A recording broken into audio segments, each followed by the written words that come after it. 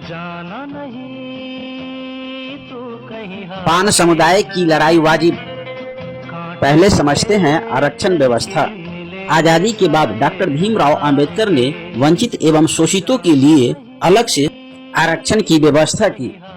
बिहार में पहली बार 1978 ईस्वी में स्वर्गीय कर्पूरी ठाकुर जी ने पिछड़े एवं अति पिछड़ों को अलग से आरक्षण देने का काम किया। 1992 ईस्वी में इंदिरा साहनी के केस में सुप्रीम कोर्ट ने आरक्षण की अधिकतम सीमा 50% तय कर दी। फिर इस व्यवस्था में सुधार करते हुए एससी के लिए 16%, ईबीसी के लिए 18%, बीसी के लिए 12%, बीसी महिला के लिए 3% एवं एसटी के लिए 1% आरक्षण की व्यवस्था की गई। फिर 2019 में गरीब सवर्णों के लिए 10% आरक्षण की व्यवस्था की गई। पान जाति एससी के सूची में पहले से शामिल है। 11 अगस्त 1950 ईस्वी में जारी भारतीय गजट में क्रम संख्या 18 पर पान अंकित है। 29 अक्टूबर 1956 में जारी भारतीय गजट में भी पान क्रम संख्या 18 पर अंकित है। पान समुदाय को अनुसूचित जाति की सूची में शामिल नहीं करना है, बल्कि यह पहले से शामिल है, सिर्फ एससी के सुविधा से वंचित है, क्योंकि पान समुदाय का उपाधि नाम ताती तत्वा भूलवश अति पिछड़ा की सूची में शामिल हो गया। एससी जातियों को जनसंख्या के आधार पर आरक्षण का लाभ मिलता है, जबकि 35% जनसंख्या वाले ईबीसी को मात्र 18% ही आरक्षण मिलता है।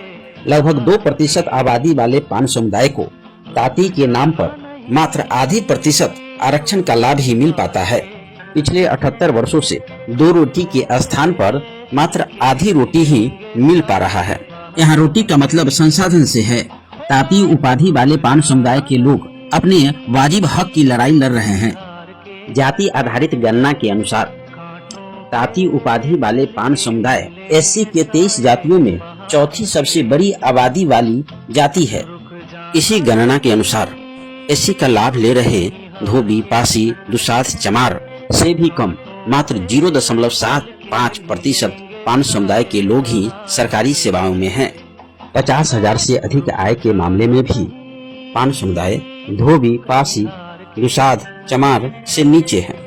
पक्का घर भी पासी, धोबी, दुसाध, चमार से पान समाज के पास कम है। शिक्षा में भी पान, धोबी, पासी, दुसाध, चमार से पिछड़ा हुआ है। राजनैतिक भागीदारी एवं उच्च पदाधिकारी इस समाज में शून्य है। अनुच्छेद 341 के अनुसार संसद के दोनों सदनों से पास होने एवं राष्ट्रपति के आदेश के बाद ही किसी नई जातियों को अनुसूचित जाति के सूची में शामिल कर सकते हैं। ईबीसी के सूची को राज्य सरकार परिवर्तित कर सकती है। यह राज्य सरकार के अधीन होता है। 1 जुलाई 2015 को माननीय मुख्यमंत्री नीतीश कुमार जी ने भूलवश ताती तत्मा जो ईबीसी की सूची में शामिल हो गया था, उसे विलोपित करने का काम किया। उन्होंने एससी के 23 जातियों के सूची में कोई परिवर्तन नहीं किया। अतः यह 341 धारा का उल्लंघन नहीं था, जिसे हाई कोर्ट ने भी सही बताया, जिससे पान समाज का वाजिब हक वापस मिल गया था। पर लिपिकीय भूल के कारण पत्र में समावेशन शब्द जोड़ दिया गया था, जिसका अर्थ सुप्रीम कोर्ट ने शामिल करना बताया, जिसके कारण इस नोटिफिकेशन को रद्द कर दिया गया। हालांकि सुप्रीम कोर्ट का आदेश एक दिशा निर्देश के रूप में है, जिसमें यह कहा गया कि यह सुविधा राज्य सरकार से नहीं बल्कि संसद द्वारा मिलनी चाहिए। पान समुदाय के लोग अपने उचित हक के लिए पिछले 78 वर्षों से संघर्ष करते रहे हैं। 30 सांसदों के द्वारा ज्वाइंट पार्लियामेंट कमेटी रिपोर्ट 1967 के आधार पर SC ST amendment bill 1967-68 bill number 119B के अनुसार ताती तत्वा को उसके मूल जाति पान में शामिल करने का आदेश है। पर आजादी के 78 वर्ष बाद भी इस समुदाय से एक भी सांसद नहीं होने के कारण यह बिल आज तक लंबित है। बिहार में 1992 ईस्वी में भी एससी का सुविधा देने के लिए आदेश हुआ था, पर पत्र कार्मिक विभाग के बदले कल्याण विभाग से जारी हुआ, इसलिए सुविधा वापस हो गया। 1999 में श्रीमती मेनका गांधी सामाजिक न्याय एवं अधिकारिता मंत्री ने बिहार सरकार को पान का पर्यायवाची ताती तत्वा से संबंध को स्पष्ट करने हेतु पत्र भेजा था, जिसका जवाब नहीं मिल पाया। 2002 में द्वितीय अमेंडमेंट के रूप में the construction order of schedule caste 2021 bill number 84C Lok Sabha में 2001 में ही पास हो गया, पर राज्यसभा में नहीं हो सका।